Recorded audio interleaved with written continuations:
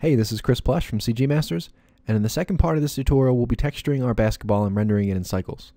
If you didn't follow along with the first tutorial and you don't have a basketball to work with, you can download the basketball blend file in the description of this video.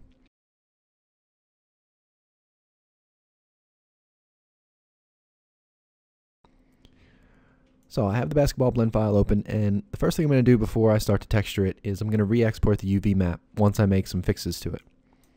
So I'm going to go into edit mode, and with all the vertices selected, let's fix some of these UV islands, because I noticed that they weren't perfectly straight. You can see the middle edges on this UV island here are slanted a little bit, so I'm going to fix that on a few of these. But I need to figure out which ones I'm going to fix, because I don't need to fix all of them. Basically, I'm fixing these because we're going to be putting logos on these. So if we put a straight logo on a slanted UV island, it's going to end up looking slanted on the basketball. So we're going to be putting one of the logos on this section of the basketball right here. So I selected a face there just to see where it shows up on the UV layout. So our island right here is one we have to straighten out. So I'm going to press L while I hover the mouse over one of those UVs, and it selects the whole UV island.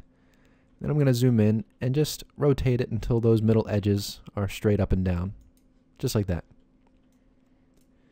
And we'll be putting another logo on the segment or the section of the basketball underneath that. So that shows up around there. So this one here. Let's straighten this one out, and then we'll re-export. Looks like I got some overlapping going on over here now, so let's just fix that. Okay. Alright, let's re-export this, and then we can start texturing in Photoshop. So go to UV's menu, select Export UV Layout, and let's change the size of this to something bigger than we did last time. So I'm going to go with 4096 by 4096, basically twice as wide and twice as tall. And change the fill opacity to 1.0. That means the UV islands in the export will be solid. They won't be transparent at all. And that's going to be useful because we're going to be loading in the UV layout layer in Photoshop as a selection, so we can create layer styles with it and things like that. You'll see. Anyway, so 4096 by 4096, fill opacity at 1, save it as basketball UVs.png or whatever, and then press enter. And now we're done with Blender for the time being, so we can open up Photoshop and get started on painting some textures. Now here I am in Photoshop with our UV layout opened up. Now the first thing we're going to create is the bumps for the basketball. So I'm going to add a new layer, and I'm going to fill that with white. And I'm going to switch the primary color to black. Now let's go up into the Filters menu and select Filter Gallery. And I'm going to choose Stained Glass for this, because if you take a close look at a basketball, you realize that all the bumps aren't round like you thought they might be. They all look more like cells under a microscope, so this works perfectly for us. And after some experimenting, for our document size, I found that the best cell size for this was 6 and best border thickness was 4. So you might have to play with those sizes depending on how big or small you want the bumps on the basketball to be. But I found that to be perfect. So set the cell size to 6 and the border thickness to 4 and press OK.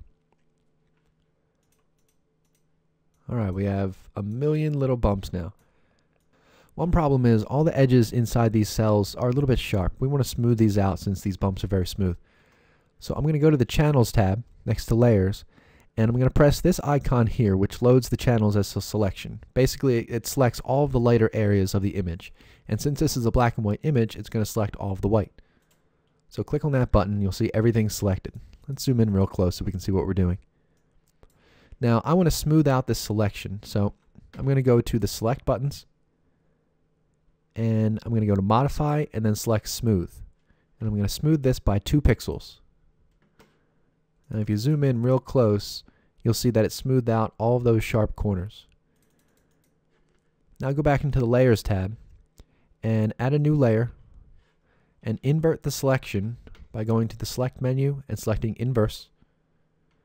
And with the Paint Bucket tool still selected and black is the primary color still, click on one of those areas so that it fills in that whole selection and basically smooths out the border of all of our bumps. Now press Ctrl and E to merge that down with the layer underneath it. So now we're almost done working with the bumps. Everything is still going to be a little bit sharp when we use this for a bump map in cycles. So go to the Filters menu and go to Blur and select Blur. And press Control and F to do that 1 or 2 more times. Alright, that looks good. So I did it 3 times. And now press Control and L for levels. And I'm going to make the darks darker and the brights brighter, basically. So I'm going to drag this over to the right just a little bit so that all of the grays become a black. And I'm going to drag this up a little bit so that it lightens up the border just a tiny bit. Now, something like that. And press OK. And that basically does it for our bump layer. Now, I'm going to rename this to bump, and I'm going to duplicate it, and I'm going to hide the original layer because we're going to need that later on. But right now we need something to work with to create our color map. So now for the color map, let's add a new layer, and we'll throw down an orange color and fill the layer. So let's see. That looks pretty good. So here's the base color for our basketball. That's actually a little bit too dark. Let me brighten that up just a tiny bit. I don't know. I guess that looks alright. We can edit this later. So just throw down an orange color. And now let's take our duplicate bump layer and let's move that above that layer. Now press Control and I to invert the colors. And change the layer blending style or layer blending mode to multiply. And change the opacity down to, let's try 75. There we go. On the surface of the basketball I'm using as a reference, at the top of all the little bumps is a darker spot, just a darker shade of orange. So it makes it look more leathery, just like that, less clean. So now that's done, we're going to create some wear around all the valleys of the basketball. And to do that, we're going to use the UV layout. So let's add a duplicate of that and move that up to the top layer so we can see it. So basically what we're going to do is create some wear around the valleys of the basketball sections. And luckily our UV layout shows us exactly where the valleys are, so we know exactly where to add the wear. Now the problem is, although we exported this at 1.0 opacity, it's not completely opaque. All of these black lines that were exported are actually semi-transparent. You can actually see a little hint of orange right there from the layer underneath it.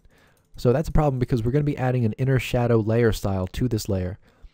And if we don't fix this problem now, then each of these squares is going to have its own inner shadow when we really just want it around the border. So let's fix that by duplicating this layer, pressing Control and E to merge them down, and then just do this 6 or 7 times real quick. And that should make it totally solid. Alright, just like that. Now let's load this layer as a selection by holding Control and left clicking on the image of the layer. And that's going to select the entire layer. Or just the non-transparent parts of the layer, I mean. Now we don't actually want to create wear inside the valleys. We want that to still be dark. We want to create wear on the rim of the valleys. So we're going to need to go to the Select menu, Modify, and select Contract. So let's contract this selection by, let's try 45 pixels. And that looks good. It gets the selection right around the rim of all the valleys. Let me just double check the other areas to make sure it looks good everywhere. And yeah, that looks perfect. And now what we're going to do is invert the selection by pressing Control, Shift, and I, and press the Delete key to delete that. Now what we're going to do is create that inner shadow. So click on the Layer Styles button here, and select Inner Shadow. Set the distance to 0. Let's increase the opacity a little bit to 80. And let's set the size of it to 80. And the choke to 45. Let's see if that looks good. Yeah, that looks alright to me. You can increase the size of the shadow depending on how much wear you want around the rims, but I think that looks good. So I'm going to click on, before I click on OK, there's one more thing we have to do. Go to the blending options and change the fill opacity to 0. That basically hides the layer and only shows the layer style. So click on OK, and you can see now where all of our, where all the wear around the basketball sections is going to be. Now I want to be able to load this shadow as a selection, but I can't do it now because it's simply a layer style. So I'm going to right click on this layer and select Rasterize Layer Style. That's going to make those shadows real. And now we're not quite done modifying the wear around the edges yet. Because the edges are really sharp all around the valley, I'm going to blur them a little bit by going to the Filter menu, Blur menu, and selecting Gaussian Blur. And I'm just going to change that to the desired softness. Basically, I just want to hide those sharp edges. That's not going to look good. So I'm going to go with 4.5 looks fine. And click on OK. And now hold Control and left click on that layer. And let's hide that layer and select our bump layer. Not the original bump layer, the duplicate we made with all these dark bumps on top. And then press the delete key. You can press that once or twice depending on how much wear you want. I'm going to press it twice. So let's see how that looks. That should look pretty good on the basketball. I'm actually going to change the layer opacity down to 65 so the bumps aren't quite as dark. That looks good. Now we're going to create some additional generalized wear on this layer. So before we do that, I'm going to duplicate the layer and hide the original. And now we're going to use just some sort of spongy type brush to create our own wear. So let me think. Let me see what we got here. I'm going to choose this one, which is called Sponge Brush Projection. And I'm going to scale it up real big. That looks good. You can use any of the brushes you want. You can even use your own custom grunge brushes.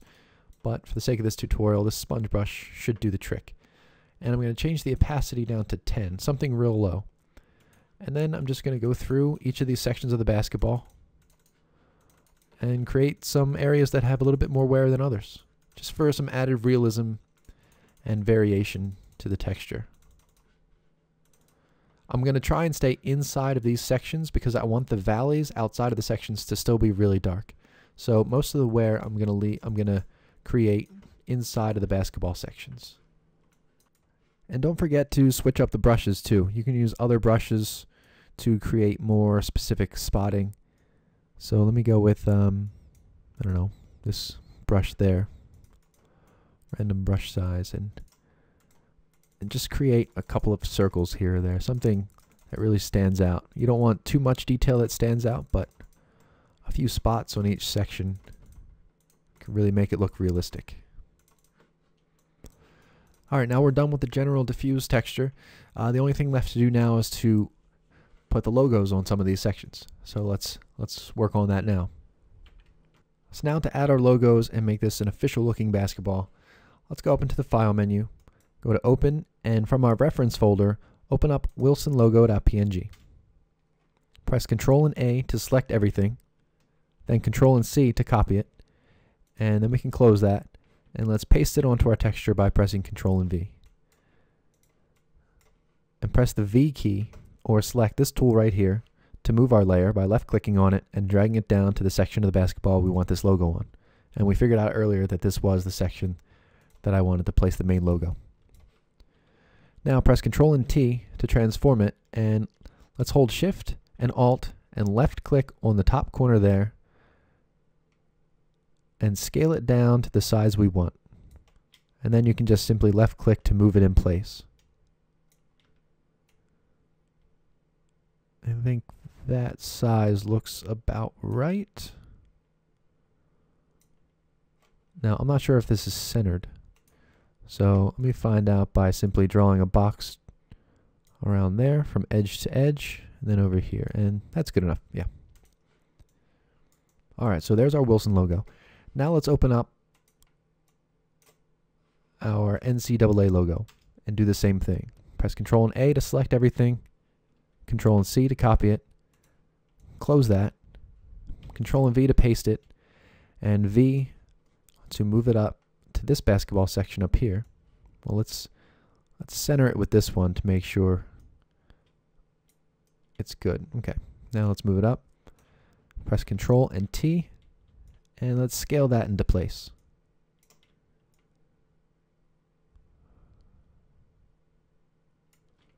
That looks good.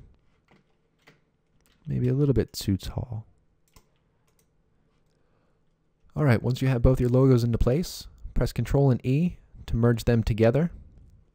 And now let's duplicate this layer. What we got to do now is we're going to be adding a gold rim around the logos, but not along the text. So I'm going to separate them by simply making a duplicate of this layer.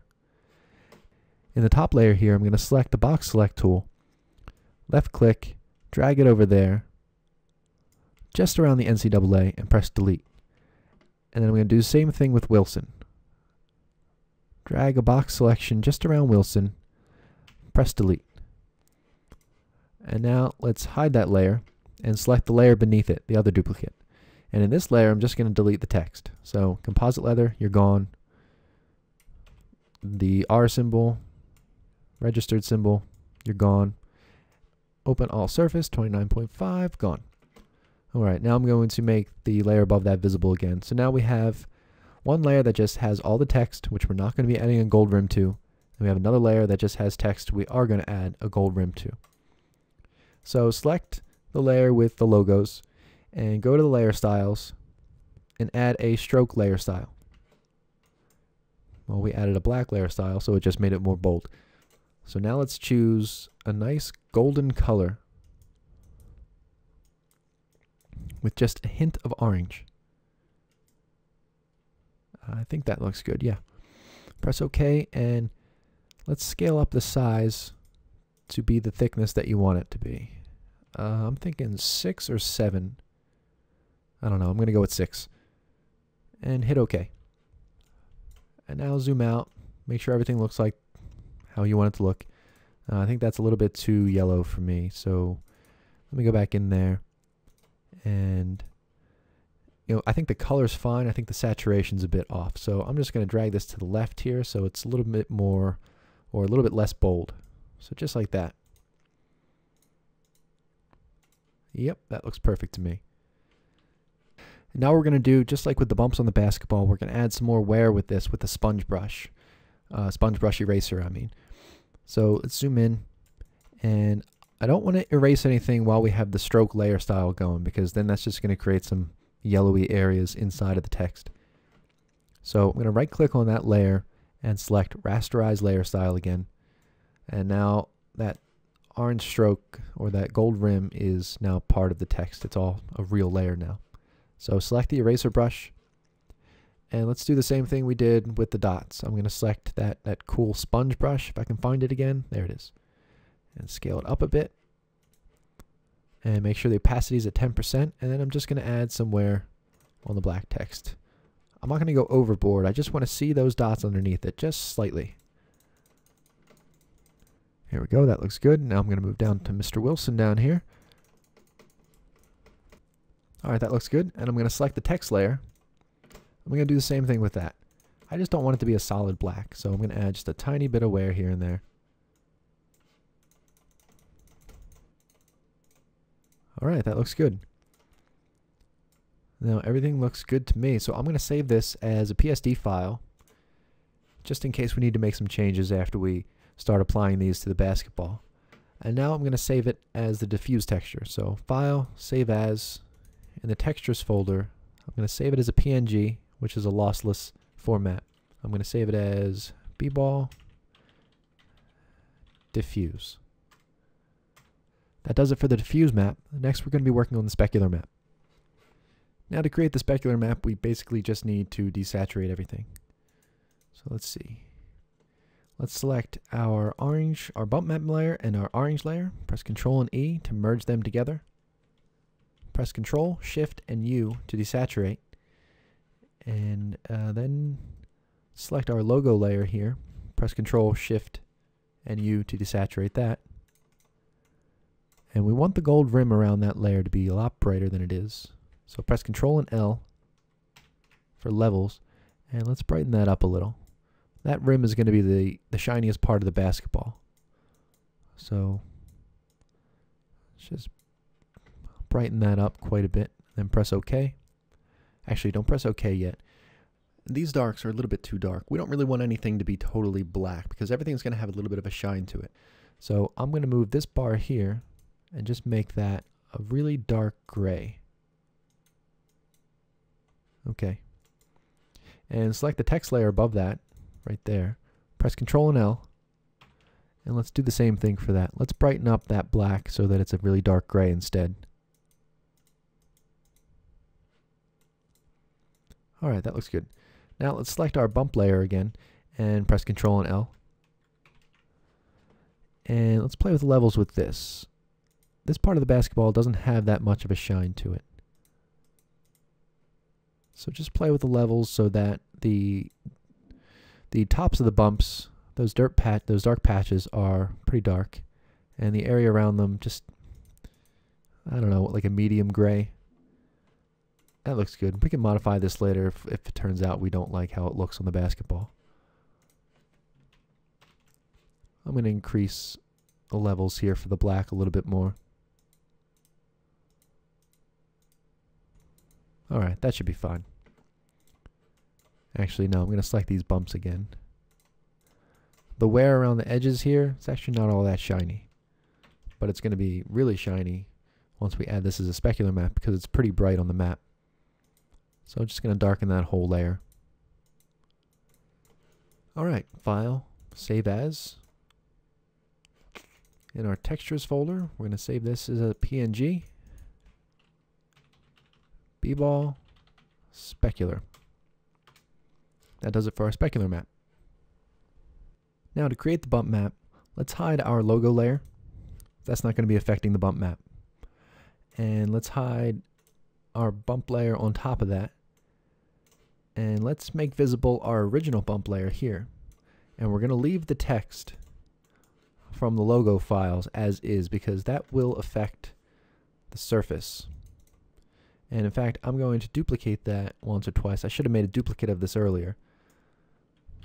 But yeah, I'm going to duplicate that twice and merge it down so that it's solid black again because I did erase some of the sections of it. So yeah, for the bump map, all we need visible are the text layers from the logo files and our original bump layer. After looking at it for a minute, I decided to make one last change to our bump map. I think the cells we have are a little bit too solid, so I need to blur these black lines to create a softer bump on the basketball surface. So I'm going to select that bump layer, go to Filter, Blur, Gaussian Blur, and let's just blur this a little bit. So we start here. Let's see. I think 1.2 should do the trick. And then press Control and L, and let's move the levels down so the darks are darker, just a little bit.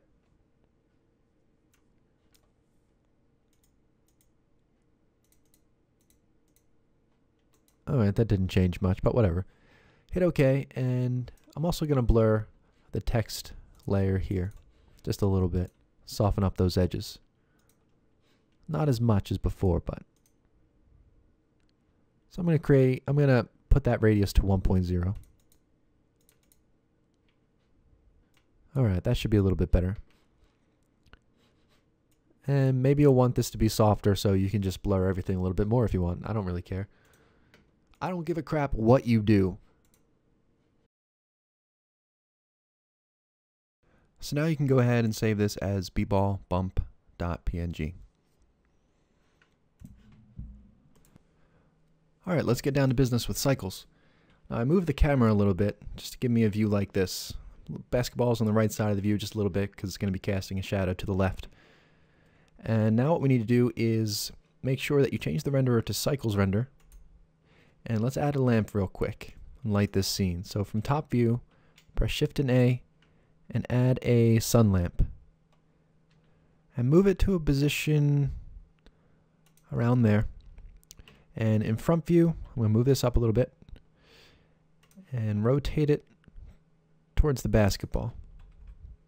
And same thing in top view, rotate that towards the basketball.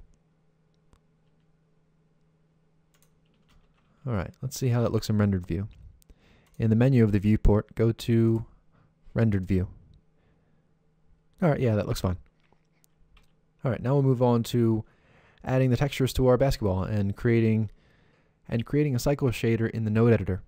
So let's bring up the node editor. Let's change our UV image window to the node editor. And with the basketball selected, go into the materials buttons and click on new. So we just added a new material. And you'll see nodes pop up in the node window. So it gives you a default diffuse shader connected to a material output. So this is what we'll be building on. So let's start with our diffuse shader. Let's add our diffuse map in by pressing Shift and A and add a texture node for image texture. Let's move this over here on the left. And these nodes move around and are selected just like vertices in the 3D view. You can right click on one to select it and press the G button to move it. You can try to rotate it, but it doesn't really do anything. I guess if you select two at a time, you can. That's cool. You can scale them apart and stuff. Anyway, so let's open up our diffuse texture. So press the open button, go to our textures folder, and select B-Ball Diffuse. And let's connect this color socket to the color socket on the diffuse shader. And let's see if that did anything. So let's change the viewport shading to rendered. Let's see what happens. Beautiful. So there's our diffuse map. But you'll notice it lacks all kinds of shine. It's not shiny at all.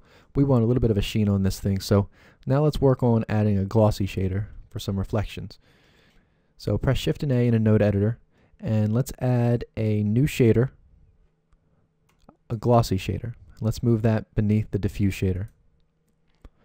And now we're going to need to mix the diffuse shader with the glossy shader. So I'm going to move the material output to the right a little.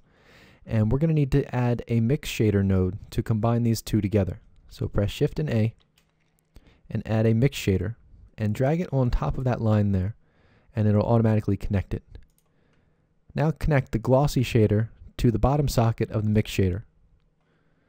So now basically what just happened is it's using this factor here, which is at 0.5, to mix these two shaders. So basically it's showing us 50% of our diffuse map and 50% just reflection of the environment. And since our environment is just all gray, that's why the basketball is 50% gray. You can better see what I mean if you play with the factor. If you turn that down to 0, it's just going to show you what's in the top socket. And if you turn it up to 1, it's just going to show you what's in the bottom socket, which is full reflection. So let's keep that at 0.5 for now, although we're going to be adding a new node that controls this factor here for both Fresnel and a specular map. So let's create Fresnel now. Now, Fresnel is the trait of all objects to be more reflective when viewing their surface at an extreme angle. For example, the rim around the sphere is always going to be more reflective than the middle of the sphere because you're viewing that surface at a much more extreme angle. And that's basically all Fresnel is. So let's add a node for that now. So press Shift and A and add an input node called layer weight. Let's move that above the diffuse shader here. And we're going to connect this node to a color ramp node. So add a new node, a converter node called color ramp, and move that next to it. And you can either connect the Fresnel socket or the facing socket to this, but I'm going to go with facing just because I found the initial results to be better for me. So connect the facing socket to the factor socket in our color ramp node. And now let's move all these over a little bit. And now plug in the color socket into the factor socket of the mix shader node. And you can see right off the bat how Fresnel works. It's only gray around the edges now, or more gray around the edges I should say, because Fresnel is in effect here. So it's the more extreme the angle of the surface is, the more reflective it is. And here in the center of the sphere where you're looking directly at it, there's a lot less reflection than around the rim. So that is a quick lesson in how Fresnel works. And what we can do now is play with the color ramp to make sure that this is only reflective around the very edges of the sphere. Because, I mean, it's a basketball. It's not a mirror ball. It's not a glass ball. So we don't want that much of a Fresnel effect. So I'm going to drag this black slider over here until the reflection is really just around the rim. And maybe move the white over a little bit. Something like that. Yeah, that looks fine to me. And I'm also going to change the blend amount here a little bit lower to 0.3. I don't want it to be that reflective. I want it to be a very subtle effect. So that looks good. So I have the blend amount to 0.3, played with the color ramp a little bit, and then connected that to the factor socket of the mix shader. So our Fresnel node here is driving the factor of mixing our diffuse shader and our glossy shader, or is the driving factor, I should say. So these two nodes are being mixed based on how our Fresnel node is set up. Alright, so we're doing pretty good so far. Now let's work on adding our specular map. So press Shift and A and add a texture called Image Texture. So add an Image Texture node again. And let's load in our Specular Map. So go to the Textures folder, open B-Ball Specular. Now this is going to be another node that's going to be determining how the diffuse and glossy shader are mixed. So we're going to need to somehow combine our Specular Map node with our Fresnel node here. So press Shift and A and add a color node for Mix RGB. And change Mix to Add, because we're going to be adding these two nodes together here. So connect that color socket of the Specular Map to color number 1, and connect this color socket to color number 2. And then connect this color socket to the factor socket of the mix shader. And you can see the change here. You can see specularity coming through, or some shine coming through in between all those dark bumps and on the gold rim of the Wilson logo, things like that. But it also has our Fresnel effect. So this add node here just combined our Specular Map and our Fresnel node into one driving factor for the mix shader. So perfect. All right, we're doing pretty good.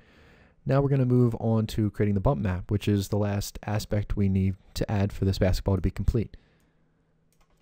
So let's go down here to the bottom left. Press Shift and A and add a vector bump node.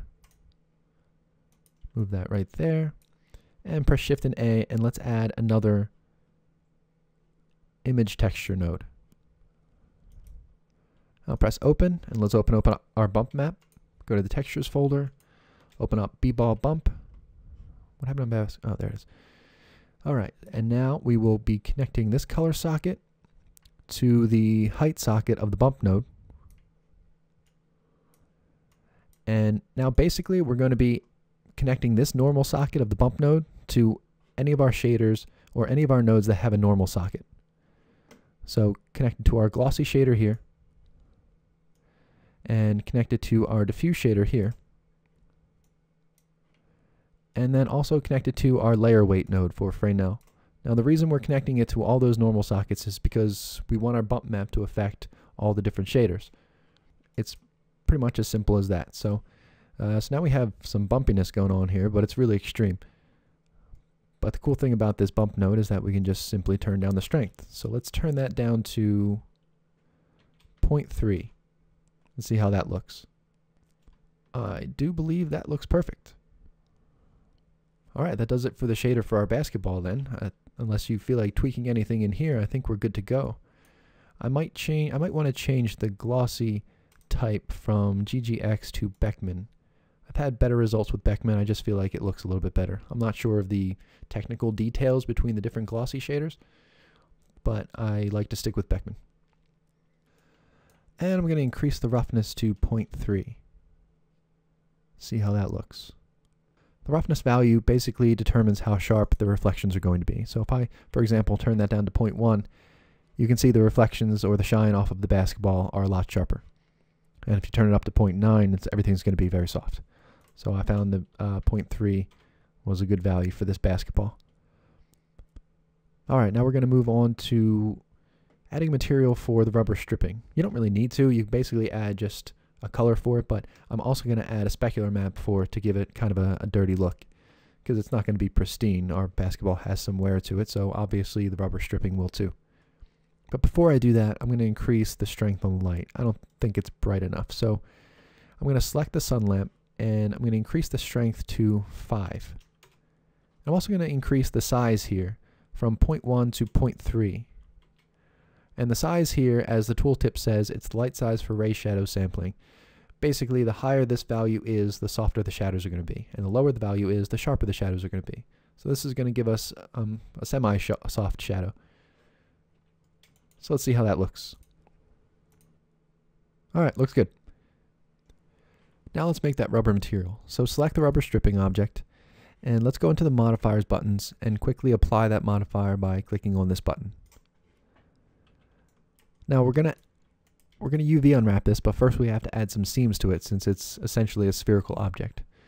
So I don't want these seams to be visible by the camera, so I'm going to go around the back side of it, go into edit mode, and hold Alt and right click on that edge there to select all of those edges. And do the same thing here, here, there, there, and there. Now press Ctrl and E and select Mark Seam. That's going to cut all this rubber stripping in just the right places to make it be able to unwrap perfectly. So select all of the vertices now and press U and select Unwrap. Now let's make sure that worked and change the node editor to the UV image editor. And that's perfect. It's just what we wanted. Alright, let's change this back to the node editor. We're probably going to end up having to scale those UVs up once we apply the specular texture.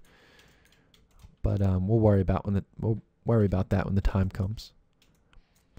Alright, so with the rubber still selected, let's go to Materials buttons and add a new material. And our nodes pop up in the node editor, just like before. And this material is going to be a lot simpler. We're just going to create an image texture node for the specular map and have that drive the mixing factor between a diffuse shader and a glossy shader. Now, first things first, let's set this to render so we can see our changes as we make them. Alright, now, just like before, let's add a glossy shader.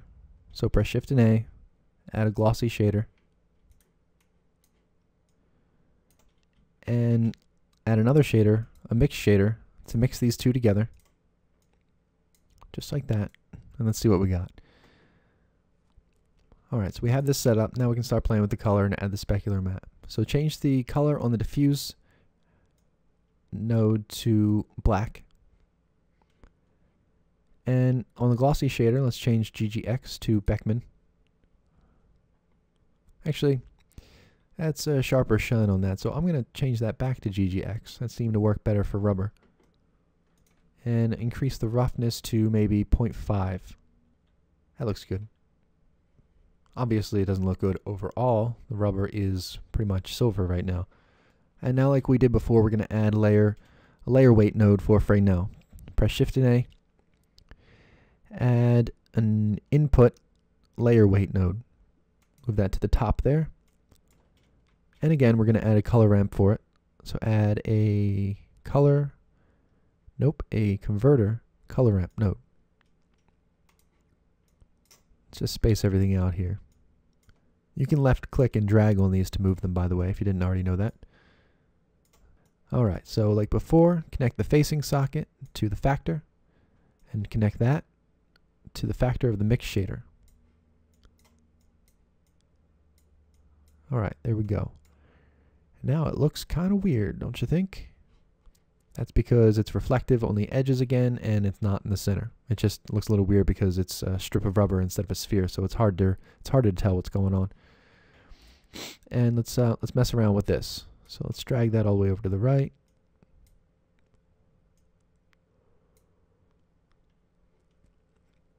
And I'm going to change this color by clicking on that slider thing and then clicking on that black color there. I'm going to make this more of a gray because it was a little bit too much solid black in the center there. I guess that looks fine. And now let's add the specular image. So press Shift and A, add an image texture node, and let's load in from the textures folder dirt_spec.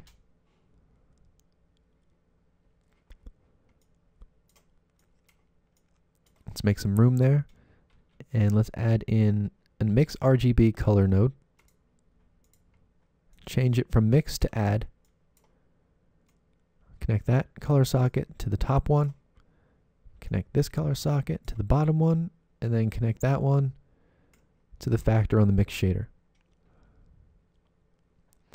Now you can see that the rubber stripping has some variation to it now because of the specular map we added, and that looks great. It also looks like it's too big, like we have to scale our UVs up. So let's do that now. Press the Z key to get out of rendered view. Select all the vertices, and let's go to our UV image editor. And there we go. Press Alt and Z for, what's it called? Texture view in the viewport shading.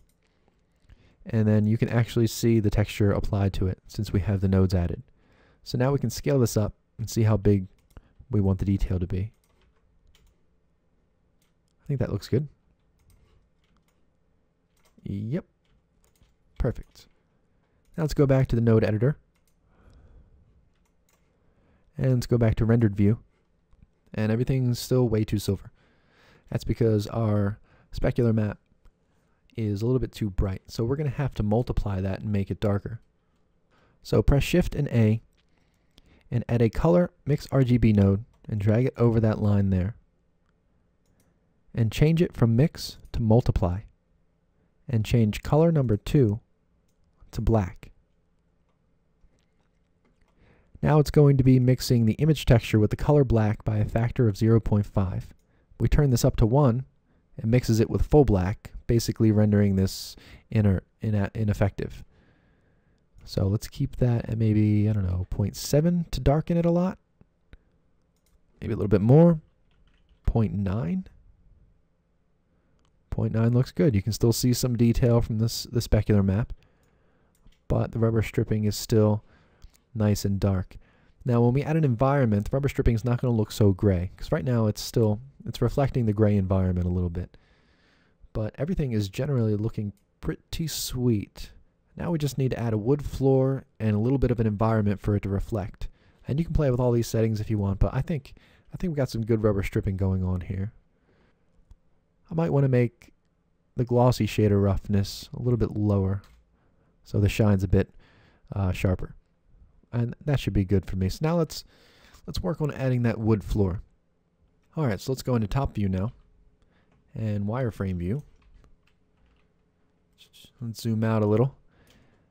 Press Shift and A. Let's add a nice big plane. So add a plane and scale it up. And zoom in and move it down on the Z axis so that it's just touching the bottom of the ball. Now press the 0 key on the numpad to go into camera view and scale this up until it covers all of the camera view, just like that. So make sure the plane is scaled up enough to cover the entire camera view. And I just want to render this real quick and see what our shadows look like. So let's change that to rendered and see what happens. Alright, that looks like it's going to look pretty good. Oh man, I'm excited to get this wood texture on the floor. Alright, let's need to focus. So let's go in edit mode and UV unwrap this. I don't really know if we have to, but since it's just a plane, but I'm going to do it anyway. Press the U key and just, I don't know, project from view bounds, I guess. Doesn't really matter. We'll be changing the scale of the UVs once we add all the nodes for the image textures anyway. So let's go back to the node editor. We didn't even really need to change it to the UV image editor, but it doesn't matter. Alright, so let's go back in camera view now and add a new material for the plane. And our nodes pop up in the node editor. So this material is going to be as simple as the rubber stripping. We're going to add a specular map to control the glossiness, and we're going to add an image map to control the color of the diffuse. So press Shift and we'll start with the diffuse. Press Shift and A and add a image texture node. And let's load in our basketball court floor. So go to your textures folder and load in court floor diff for diffuse. And press enter and connect that color socket to the color socket of the diffuse texture or the diffuse node. And let's go into rendered view and see how this looks so far. It actually looks pretty awesome right off the bat, but I would like these planks to be a little bit thinner. I'd like them to be longer than they are wide. So I'm going to press tab to go into edit mode, select all of the vertices and go to the UV image editor. And now we're going to scale this. I'm not really sure which direction to scale it in. So let's go back into rendered view. And let's see, let's press S to scale it and then Y to scale it up. And yep, that's shrinking it exactly the direction I wanted to. So right like that. I think that looks good to me. So let's go back into the node editor and let's finish the rest of our material here. So let's add ourselves a glossy shader.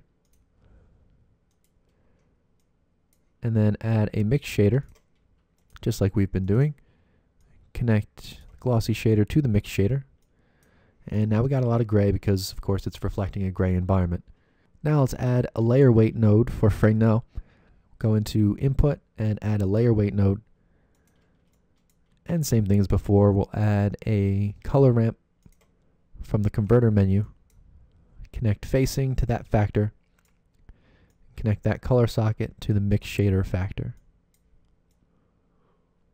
And I'm just gonna, I don't really know how this is gonna play out once we add the bump map, but oh, come on, click on that black bar. I can't move this little black dot. There we go. All right. I'm gonna move that up a little bit, and you can rotate the view just to see how shiny everything's gonna be.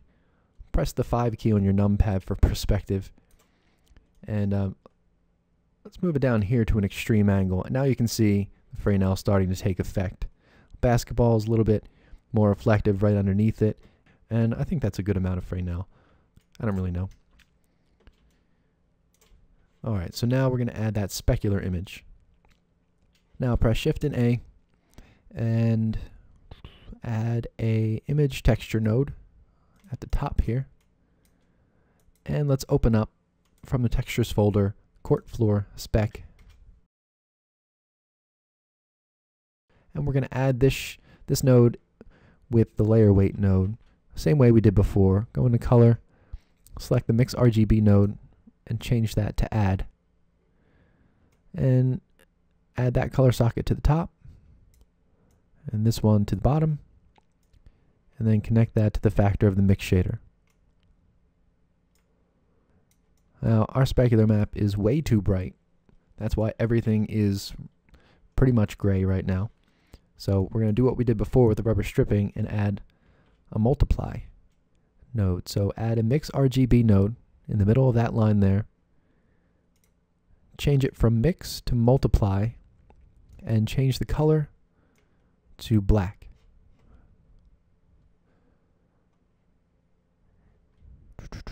And let's see. I don't know, I think that looks okay. Maybe multiply a little bit more to 0.8.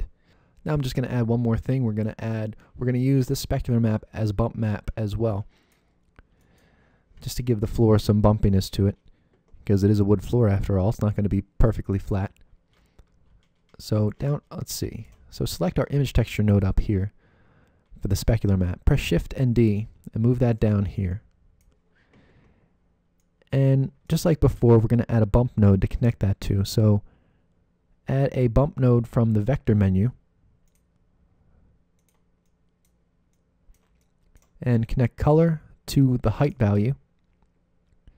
And then just connect this normal socket to any of our nodes that have a normal socket. So connect it to Glossy, connect it to Diffuse, and connect it all the way up here to the layer weight node. So it affects the Fresnel, the Diffuse, and the glossiness. And it's crazy bumpy right now, so let's turn the strength down to maybe 0.2.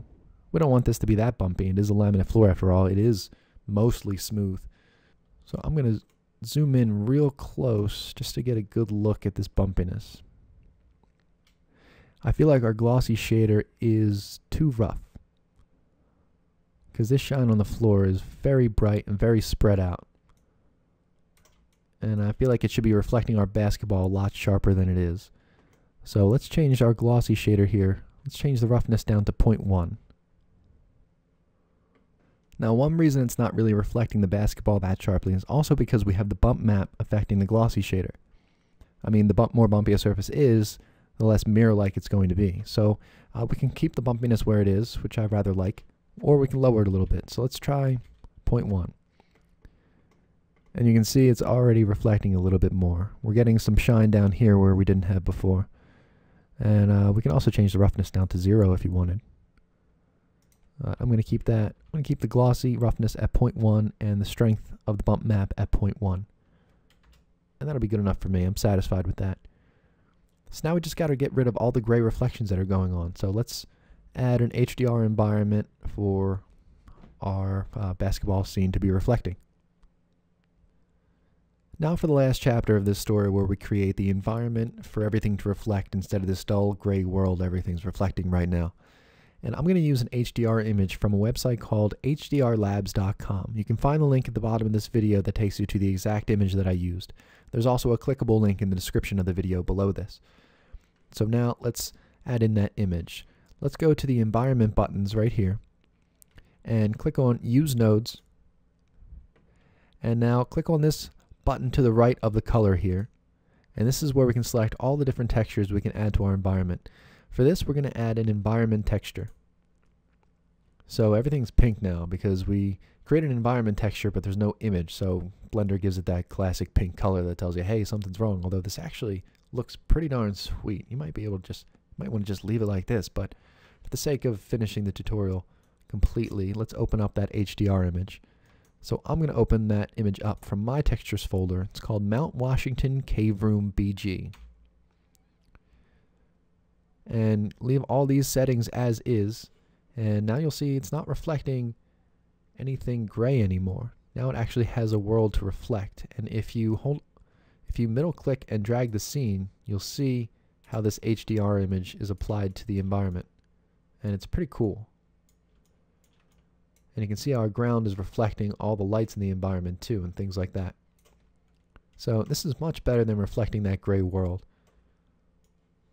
And that's pretty much it. Unless there's some changes you wanted to make, this tutorial is finished. So let me just zoom out, get the whole camera view in view here, and see how this floor looks, reflecting everything around it.